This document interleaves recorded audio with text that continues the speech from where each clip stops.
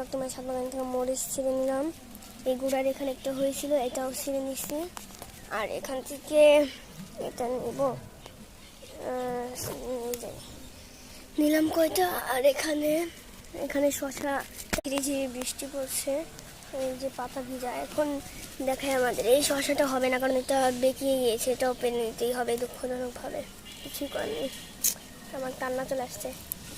মানে আমি প্রথমে শশা খাবো, আমার নিজের বাড়ি বা ছাদ বাগান গাছ সবই বলতে পারে। এটা নিলাম। আর এই যে এইটা যে কীভাবে আমি ভিডিও করবার নেব, এটা ভিডিও করে দেখানো যাবে না মনে হচ্ছে।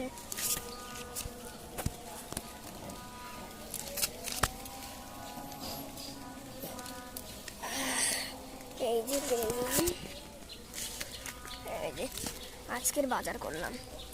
আর কিছু আমরা পেরে মরিচ, কিন্তু গাছ ভর্তি মরিচ, এই যে দেখে। কিন্তু বেশি লাগবে না, কারণ আমরা মানুষই তো 4 জন, তেমন লাগবে না। নিচে আরও আস্তে আস্তে শশা নেব, শশা নিচ্ছে আমার গাছ থেকে। আর আপনাদেরকে বলছিলাম না যে আপডেট দেখাবো, এই যে আপডেট। আর এখন আমরা পেরে নিই, চলেন। তো বা ছোট, কিন্তু এগুলো খেতে খুব দারুণ মিষ্টি লাগবে।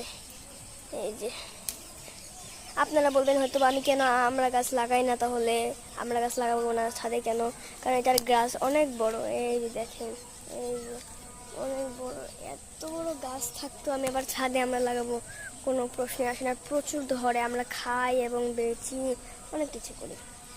এই মিষ্টি 3টে আমরা পেরে নিলাম, ঠিক আছে।